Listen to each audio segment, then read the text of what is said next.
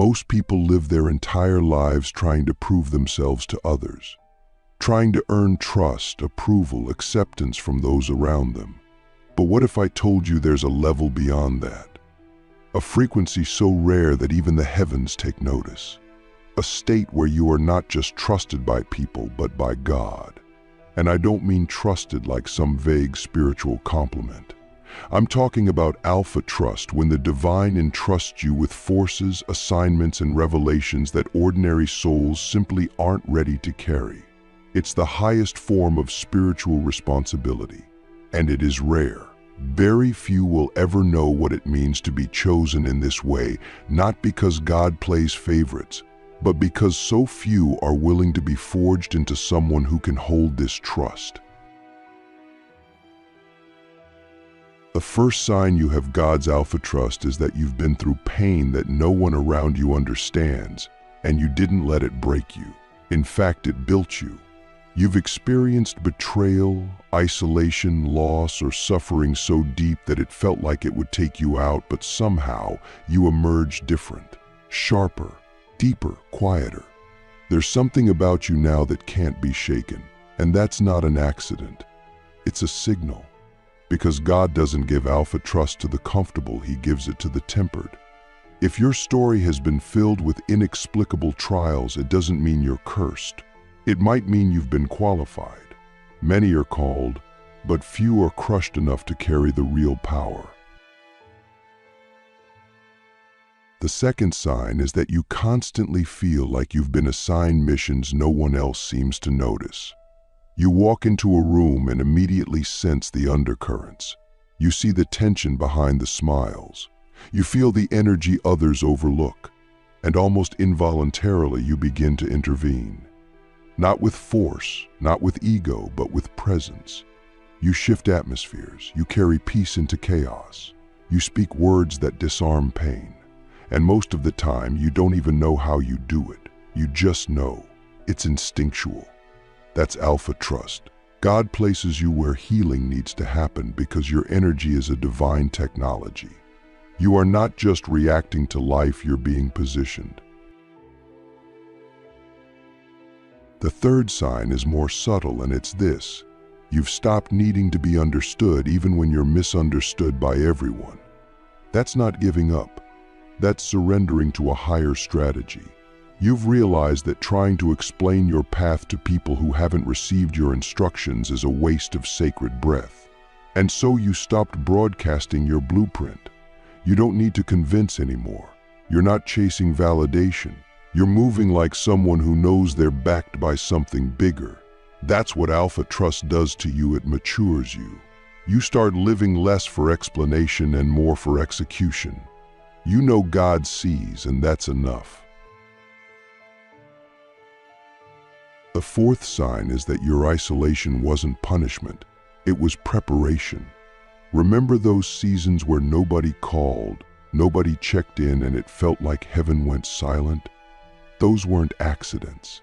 They were divine incubators. You were being carved in secret, refined in the dark. God hides His strongest weapons until the moment they're needed. And if you've gone through long stretches where it felt like you were being forgotten, you were actually being forged. Alpha trust doesn't come with applause.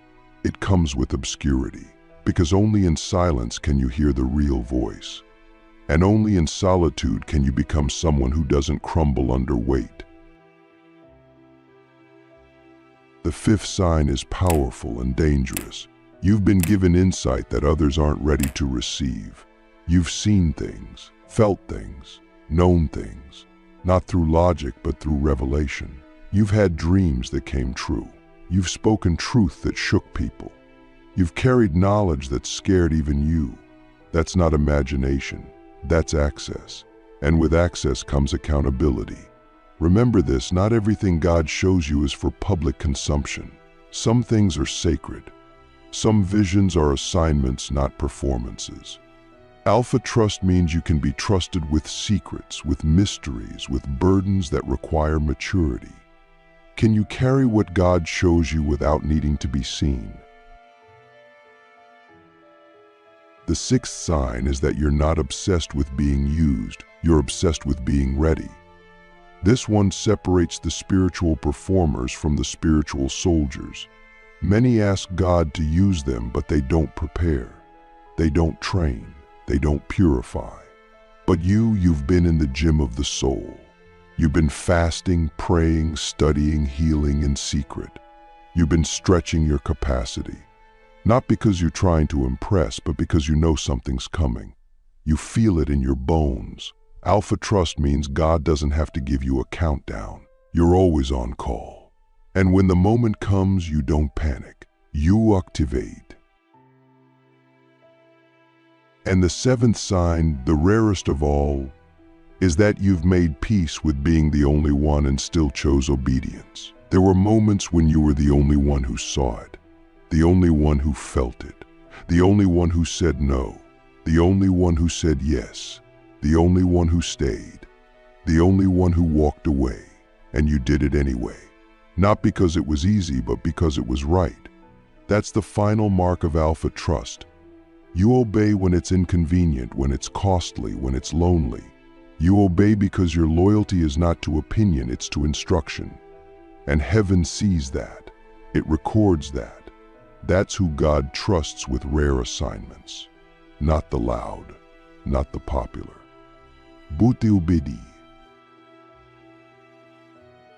So I ask you now, deeply, sincerely, without spectacle, have you been mistaking your pain for punishment when it was actually proof of your preparation? Could it be that God has been shaping you for something you can hardly imagine? And if so, are you willing to walk forward even when no one claps, no one cheers, and no one else sees? Because if you are, you're not just spiritual, you're selected. The carriers of heaven's code, how to build, guard, and expand the capacity for divine trust. When God gives alpha trust, it's never for status, it's for stewardship. And stewardship isn't glamorous, it's gritty. It means becoming someone who can carry weight without collapse. Someone who can host power without ego. Someone who can hold heaven's secrets without leaking them into places that haven't earned the frequency. That's the first test of alpha trust. Can you carry what God gives you without needing to showcase it? Because if the gift becomes your identity, it will destroy you. But if the gift remains a tool for the mission, it will purify you. Alpha trust doesn't look like public applause. It looks like private mastery. You're not just being tested with revelation, you're being trained for restraint. To build the capacity for divine trust, you must first become a master of your own motives. God doesn't just weigh your actions, He weighs your why. Why do you want the platform? Why do you want the vision? Why do you want the influence? If it's for validation, you're not ready. But if it's for service, for alignment, for execution of divine instruction, then God begins to expand your capacity. Because alpha trust is about alignment before assignment. God won't send you where your character can't survive. So ask yourself, if no one ever knew I was being used by God, would I still want to be used? That question alone separates the truly entrusted from the merely inspired. Once you've purified your motives, the next phase is to guard your vessel like it's sacred territory, because it is. You cannot carry alpha trust with a compromised lifestyle. You cannot mix consecration with chaos. This doesn't mean you become perfect, it means you become accountable. You begin to eat, speak, move, and relate in ways that protect the signal God placed inside you. You start saying no to good things because they dilute the one thing. You start walking away from circles that confuse your clarity. You begin to feel in your body when something is off, and instead of overriding it, you obey it. That's what guardianship looks like. It's not fear-based, it's frequency-based. And this is where something profound begins to happen. Heaven begins to reveal more to you because you've proven you won't misuse it. The more you guard your vessel, the more downloads come, the more dreams, the more insight. the more precision, not because you asked louder, but because you've become safer. God doesn't withhold because he's cruel. He withholds because he's wise. And when you become a person who can be trusted with revelation, God begins to hand you the codes that shift generations. You'll say something offhand and someone's life will change. You'll take one step in faith and a door will open for a community. You'll pray in silence and storms will stop. That's not hype. That's heavenly protocol. But with that revelation also comes a higher demand. You must now learn to walk in invisible obedience. This means you will often be asked to move without explanation, to give without recognition, to speak without being heard, to act without being thanked. Alpha Trust doesn't operate in the realm of ego. It operates in the dimension of execution. And the more you obey without needing to understand, the more heaven begins to accelerate your assignments. You stop waiting for signs and start responding to signals. You stop needing clarity and start moving with conviction. That's how generals are made, not by applause, but by accuracy. Still, many reach this point and fall, not because of failure, but because of fatigue. Which is why the next key is this: you must learn to rest with the same discipline that you work. You cannot carry divine frequencies in a burnt-out vessel. You must learn the rhythms of heaven. When to withdraw, when to be silent, when to disappear for a season to be refilled. Rest isn't laziness. It's alignment maintenance. Jesus himself withdrew often to lonely places, not because he was weak, but because he was entrusted. You don't rest because you're tired. You rest because you're trusted with too much not to. Burnout is not a badge, it's a breach. And Alpha Trust demands sustainability. And finally, to expand the trust God places in you, you must become a person who sows into the unseen. This means you invest your time, your words, your resources, your energy into people and places with no immediate return. You give where it looks barren. You serve where it looks fruitless. You intercede for those who may never know your name. That's when you unlock the deepest level of Alpha Trust, when you become a kingdom investor. Not someone who needs to see results to stay obedient, but someone who trusts that what's sown in secret will bloom in divine timing. That's where the rarest rewards live. In the invisible field, in the uncelebrated yes, in the quiet seed that shifts a culture. So I ask you now, not as a guru, not as a performer, but as a fellow carrier of a sacred code, are you preparing your life for the weight of what you've been praying for? Are you building a foundation strong enough to hold the favor that's coming? Because when God sees that you're ready, not just eager but fortified, He doesn't just send you a blessing, He sends you a blueprint. And those who receive blueprints, they don't just live history, they build it. The final test: how to survive the crossroads between divine power and human weakness. There is a moment in every chosen one's life when everything feels like it's breaking, not because you've done something wrong, but because you're standing at the crossroads between divine power and human weakness. This is the final test. It looks like contradiction. It feels like confusion. You've obeyed every instruction, you've sacrificed deeply, you've been pure, disciplined, aligned, and yet life feels like it's collapsing. Nothing's moving. Prayers feel like echoes. Doors that should open stay closed. People you carried turn on you. It makes no logical sense, but it's not punishment, it's refinement. This is where Alpha Trust graduates into divine commissioning. God is not testing your performance, He's testing your posture. Will you still trust Him when being trusted by Him feels like abandonment? This is where many falter. They confuse silence for rejection, delay for denial. But those who survive this spiritual crucible understand something deeper. God's greatest trust often comes disguised as absence. Why? because he's seeing if you've matured beyond needing constant confirmation. Can you still move when you don't feel goosebumps? Can you still pray when the heavens are quiet? Can you still give when your cup is empty? This is where alpha trust is sealed in the dark, because only in the absence of signs do we discover the strength of our alignment.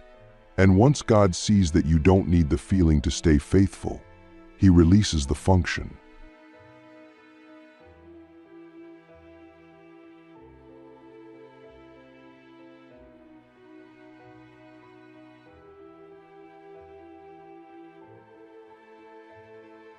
But here's the paradox.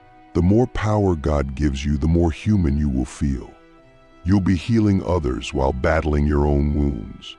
You'll be breaking chains for others while still wrestling with your own. And that's not failure, it's design. Because alpha trust doesn't require perfection. It requires dependence. God doesn't use you because you're strong. He uses you because you yield. If you ever start believing that your gift is your power, you'll fall. But if you remember that your power is in your surrender, you'll rise. The most dangerous spiritual leaders are the ones who forget they're still on the altar. The most powerful are those who never step off it.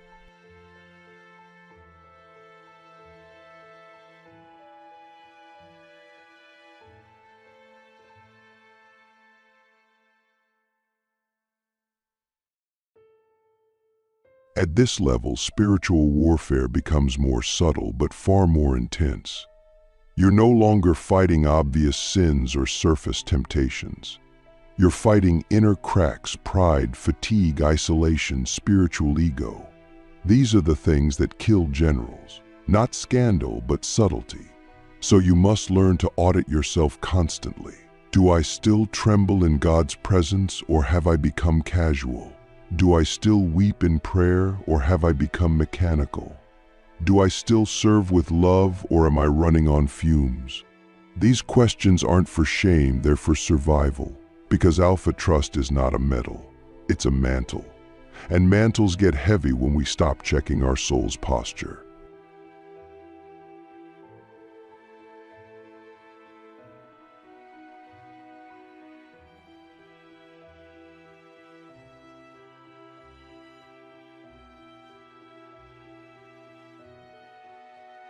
Sometimes the greatest enemy of divine power is spiritual fatigue. You get tired of carrying people, of always being on, of always being the anchor. And if you're not careful, you'll start to resent the very thing you once prayed to receive. That's why rest is not optional, it's mission critical.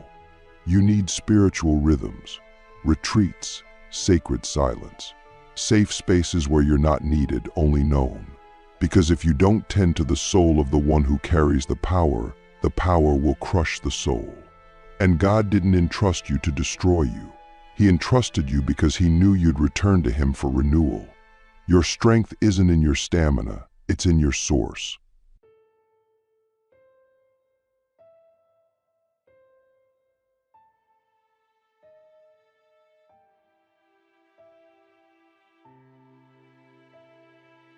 Eventually, the final test arrives, not from people, not even from hell, but from God himself. He'll ask you for something that feels like everything.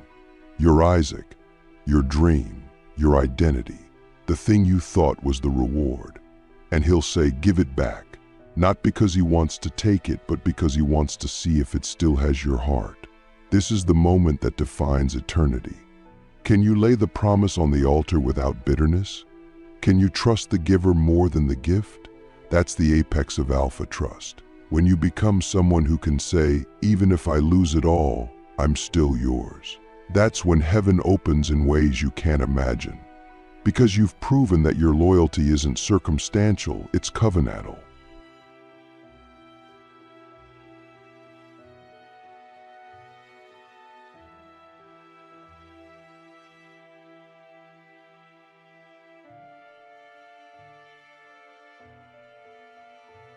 And when you pass that test, something irreversible happens. You don't just carry alpha trust. You become alpha trust. You walk into rooms and atmospheres shift. You speak and demonic structures tremble. You move and doors respond, not because of charisma, but because of consecration. You've become a vessel so clean, so yielded, so trustworthy that heaven now moves through you without hesitation. You don't need to shout to be heard. You don't need to perform to be powerful. You simply are.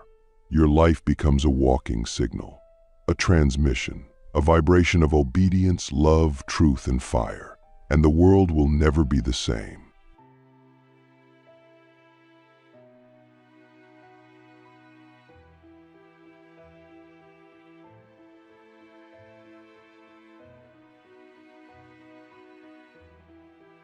So I ask you one final time, not as a motivator, but as a mirror, can you carry what you were born for without needing to be seen for it?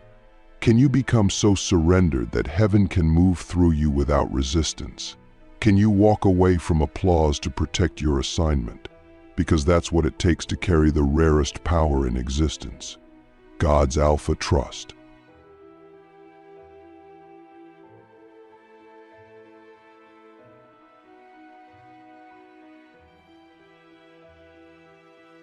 And if you've made it this far, you're not just ready, you're already becoming.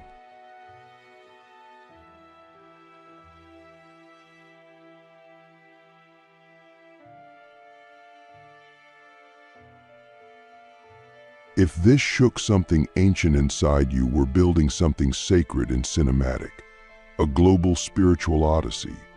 7 days, 7 trials, one final transmission in a forgotten holy site. No script, no ego, just spirit. If you're ready to become the signal, say the word. We'll find you.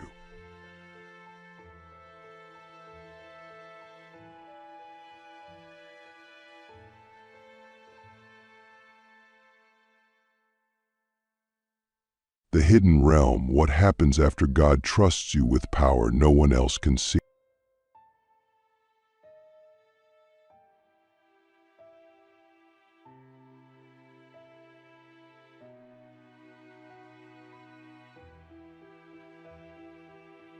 After receiving alpha trust, most people think the journey is over, that the reward has been reached. But what they don't tell you, what no scripture can quite prepare you for, is that when God trusts you with what no one else can see, you begin living in a hidden dimension of reality.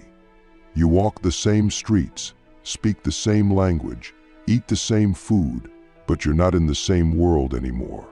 You're now moving in a realm where the invisible governs the visible, where decisions you make in silence shift destinies, where your obedience in private has more power than 1,000 public gestures. And this is where the true weight of alpha trust begins to reveal itself, not in miracles, but in responsibility.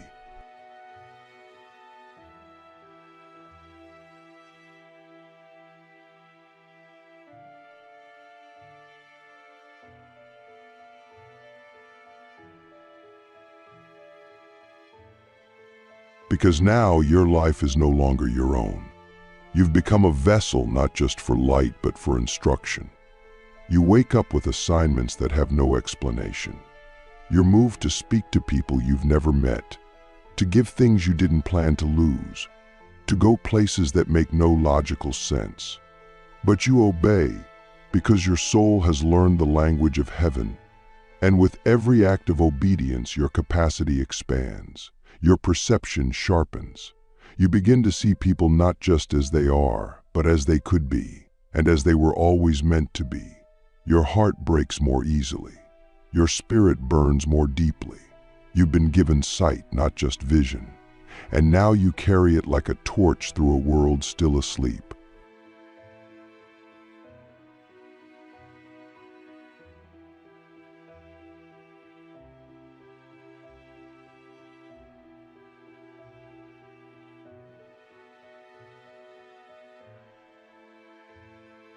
But with this sight comes a sacred ache, because now you see how numb the world has become, how distracted, how deceived. You see people arguing about surface things while their souls starve beneath layers of noise. You see leaders more interested in platform than presence. You see spiritual communities built on performance rather than power. And it hurts, not because you judge them, but because you remember. You remember what real glory feels like. You remember what it means to be undone in the presence of something holy. You remember what it means to weep from a single whisper of God. And you begin to mourn not for yourself, but for a world that has forgotten what it means to be alive.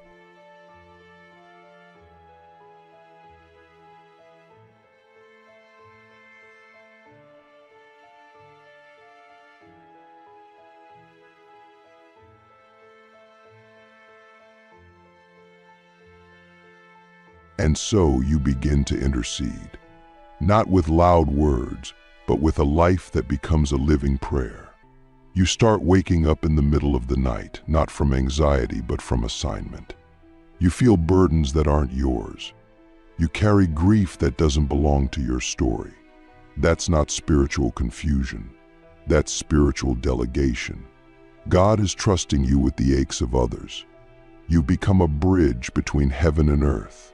You're not reacting to the world, you're rewriting it. In the quiet, in the stillness, in the unseen. And while others chase fame, you chase presence. While others chase relevance, you chase resonance. Because you know what matters can't be measured by numbers.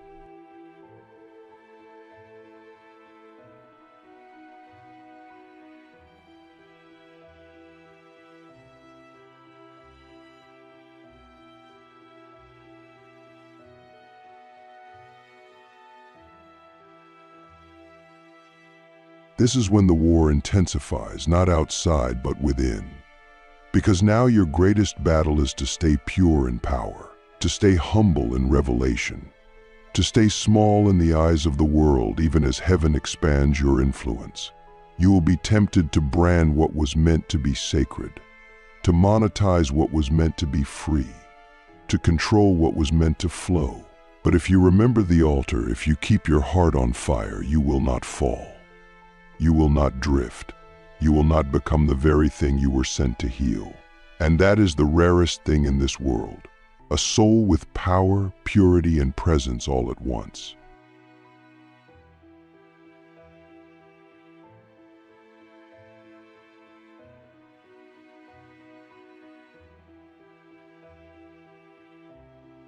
Eventually, people will begin to notice. They won't know what it is. They won't have language for it, but they will feel it. They'll say things like, "There's something about you," or "I feel peace when you speak," or "I had to tell you this, I don't know why." That's not about charm or charisma. That's what happens when your frequency becomes your testimony, when your aura becomes a sanctuary. You won't need to convince anyone of your authority. Your life will become evidence. Not for your ego, but for God's existence. Your story will carry the scent of resurrection. Your eyes will carry the memory of the secret place.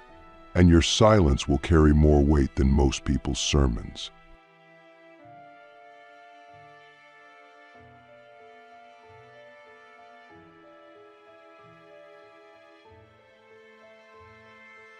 And when that happens, when you've become the kind of person who God can trust with invisible power, you'll realize something astonishing. You don't need anything anymore. You've become the thing you were always chasing. You don't need recognition, you are recognition.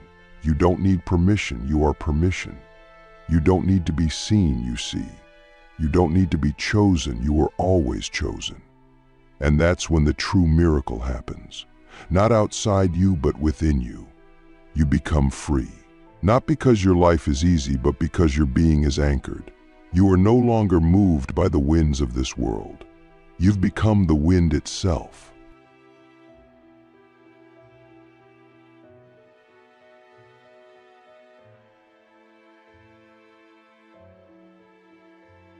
So I ask you now, with the stillness that only the Spirit can give, what would your life look like if you stopped trying to be powerful and became trustworthy instead?